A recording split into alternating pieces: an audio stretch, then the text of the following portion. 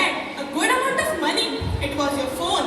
We are constantly wired in checking emails, scrolling feeds, doom scrolling the news, etc. And of course, while a device offers incredible convenience and connections, it also demands a massive amount of our attention. So today, we are diving deep into the concept of a digital detox. What is it? Why you might desperately need one? And how to actually pull it off without feeling like you have lost the limb. So now, I am thrilled to be joined by 8 amazing guests who have all experienced a digital break. Let's welcome them. Our first guest is Ms. Shravani. She is an art of living instructor. Ms. Neha, a mindfulness coach. Ms. Ritika, a CBSE educator. Ms. Avni, a member of Digital India Cyber Wellness Program. Ms. Neha, a content creator. Ms. Kadambari, a digital ethics advocate. And 2 young learners, Ms. Diksha and Ms. Ash. Welcome all of you. So today, as we are talking on the topic digital detox, let's start with the basics. I want to ask, what does the term digital detox mean to you personally? A digital detox means taking a break from electronic device and focus on real life.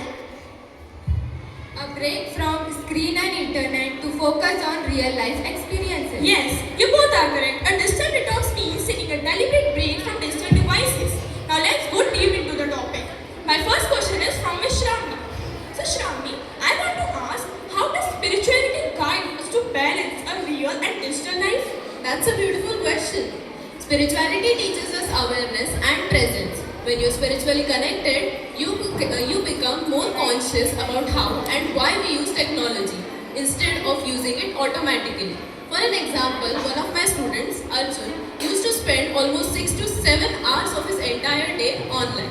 After attending a meditation workshop, he started asking himself, do I really need this now? Before picking his phones up. That's such a peaceful perspective. So can you share how practices like yoga and meditation support a digital detox? Yoga and meditation control our minds because endless scrolling affects our minds and increase in the level of dopamine, which fuels addiction in a person. While meditation controls it by triggering relaxation. For a session, a group of teachers was asked to practice Sudarshan Kriya daily for 2 weeks. After that, the teachers noticed many changes in them. The 2 major changes were that they felt less anxious, and the next was that they noticed a reduced urge of using their phones continuously.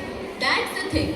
When your mind is centered, you don't crave for distractions anymore.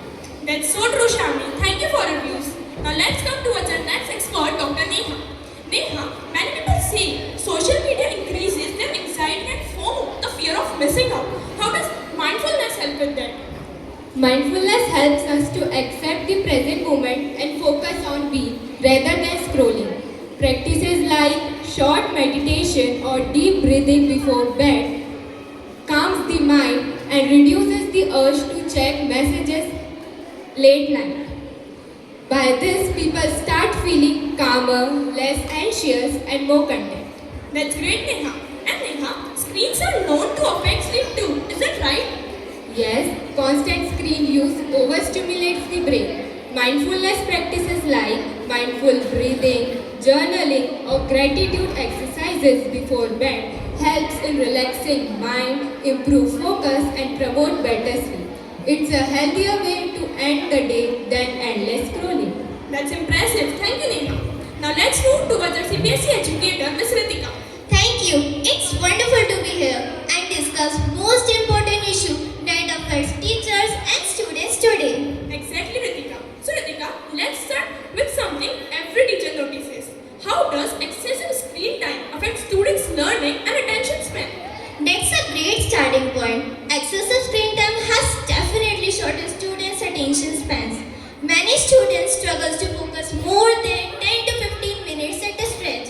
For example, during online classes, I noticed students constantly switching tabs, getting distracted by notification, and even watching videos while attending lectures. It's not just about distraction, it's also about their mental health. Their eyes and minds get tired faster, which directly impacts their ability to retain information.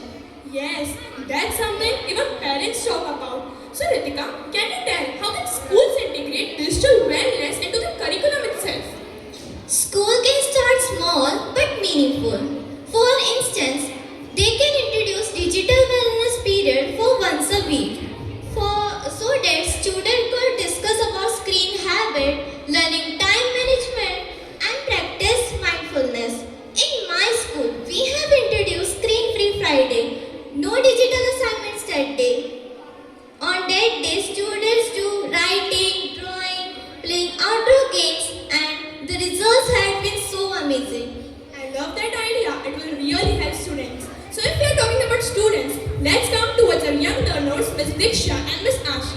So Diksha and Ashi, I want to ask a simple question.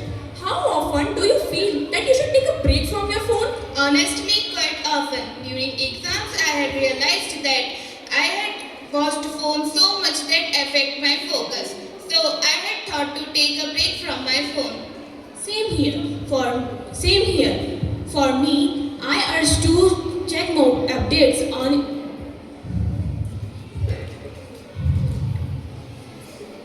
I check updates.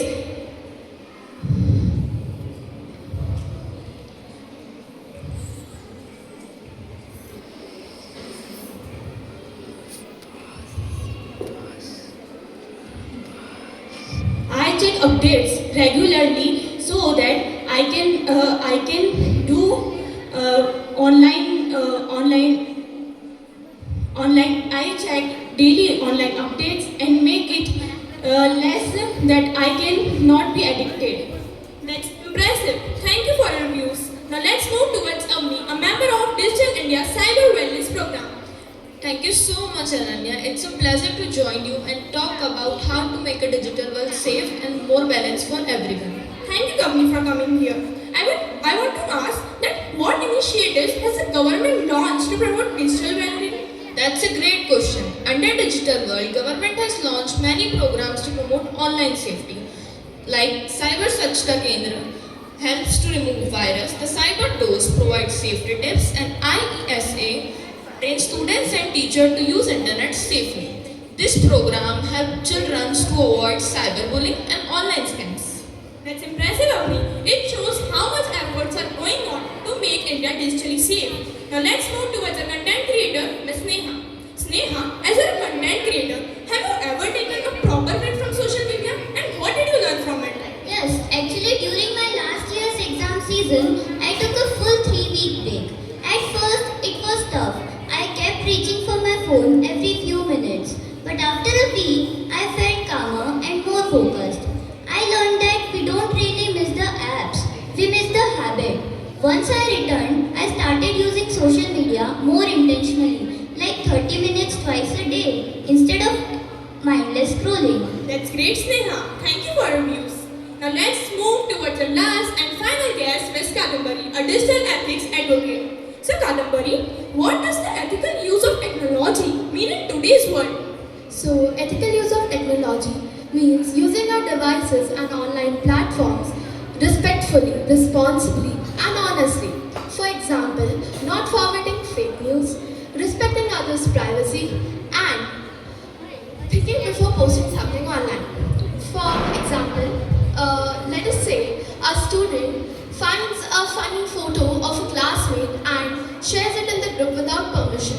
This may seem harmless, but this is violation against the privacy and the dignity. So, ethical means thinking about the impact of our digital actions. That's so true, Kadambari. Thank you for your views. Remember, technology is a tool, not a trap. Stay aware, stay secure. Thank you.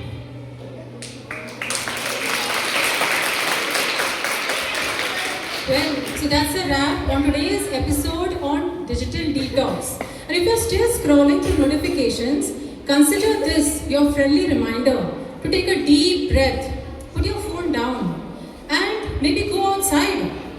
Yes, that big bright thing in the sky is the sun. Crazy, isn't it? How it was always up there and we didn't even notice. So it's high time we started using technology instead of abusing it. And remember, if during your digital detox journey you feel the sudden urge to look into your screens. Just look around you. All the marigolds and pansies have put up their best appearance. That's nature's digital update, Pro Max 2.0. Can any software update ever beat that? So this is Sulakshna signing off. So till we connect next time to update, to recharge, thank you and have a wonderful screen free time.